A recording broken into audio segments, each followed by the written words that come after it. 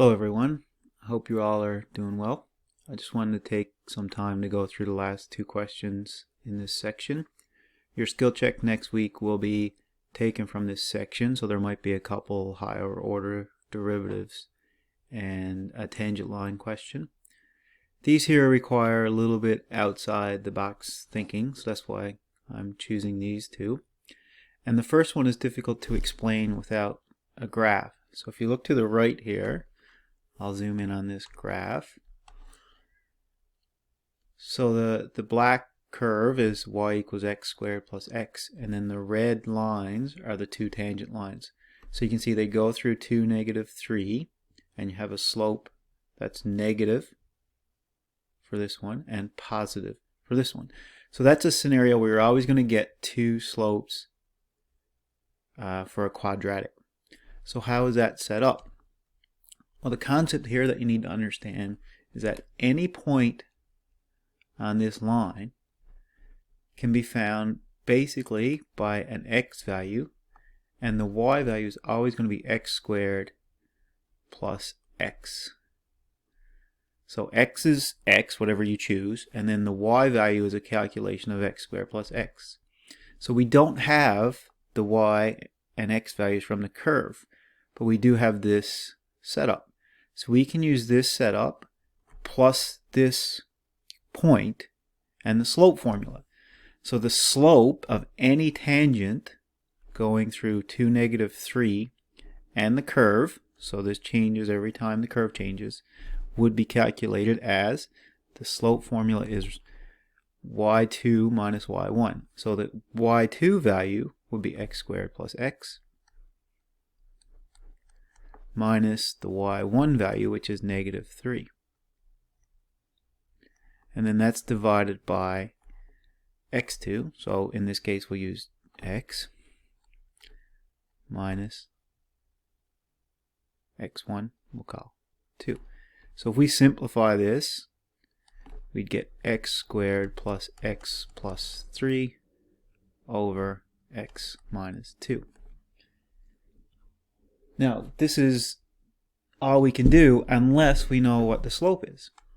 And we know the slope is always the derivative of the original function. So if we take the derivative of x squared plus x, we know that the slope is also equal to y primed, which is 2x plus 1. So now if we let these equal, we can find out which x values work for the slope that goes through 2, -3 and the quadratic. So we let both slopes equal each other.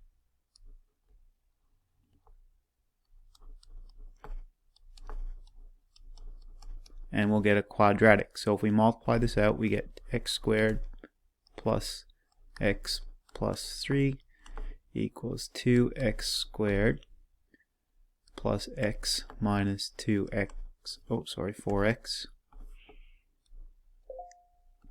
minus 2. Now we rearrange. So I always like to have the positive x squared. So I'm going to take this x squared this side over to this side. So we'll have 0 equals x squared. We've got x minus 4x minus 1. So -4x, -2, take away 3 would be -5. That's going to give me two possible x values, one for each line. We get x minus 5, x plus 1, and my two solutions are x equals 5 and x equals -1. So that's what we have here. This is -1 and this is 5. In order to figure out what that point is on the graph, we just plug the 5 in here. So 5 squared plus 5 would be 30. And -1 squared plus -1 would be 0. So that's the 2 points. We don't really need that, but it's just to make the connection. What you need now is the slope. So the slope of this line would equal 2 times 5 plus 1 is 11. And the slope of this line would equal 2 times negative 1 plus 1, which would equal negative 1. So I just take the derivative, plug in the 5 and the negative 1, and that gives you the new slope. So the equation for this line would be y equals 11 x minus 2 minus 3. And I'm just using the 2, negative 3 point. You could actually use the 5 and 30 point if you want it. The other one is y equals negative x minus 2 minus 3. So that's your two equations. I went through the notes and there was a couple of mistakes there with multiplications or whatnot. I believe this was 7 in your notes and I fixed it, so now it's 11 if you looked at the first set of notes.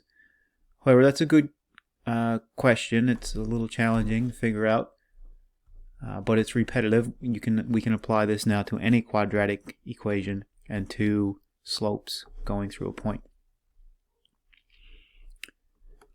The other type of questions is a k-value question, and we've seen different variations of those before. They're kind of working backwards. You're given what the slope is and you need to find one of the coefficients. So in order for this to work out, it says determine the value of k if the tangent line to y equals 2x cubed plus kx squared minus 3 at x equals 2 has a slope 4. So that tells me that f primed of 2 equals 4. Now we need the derivative. So f primed of x, we just treat k like a numerical value. So the first part of the derivative would be 6x squared plus 2kx. Now we need to know what this value is when 2 goes in for x. So the derivative when 2 is your x value.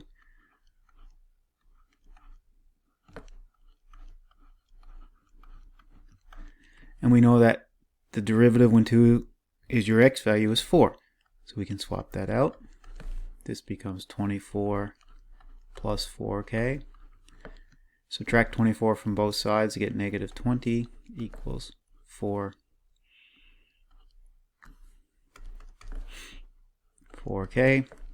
Divide both sides by 4 and you get k equals negative 5. So that's it for that one. So I just wanted to do those two questions because they require a little bit of different thinking. I also want to thank you guys for staying engaged in the course and trying to keep up with the work and doing the skill checks. I just recently provided the feedback on this week's skill check this morning, so you can take a look at that. If there's anything else you'd like me to do, please send me a message, email, post it in the comments, and I'll try to help you out. I am thinking about maybe doing a Google Meet weekly if you have any questions that you'd rather ask, kind of face-to-face, I guess, virtually. But other than that, enjoy your weekend, and I'll be back next week with some more notes and videos. Bye for now.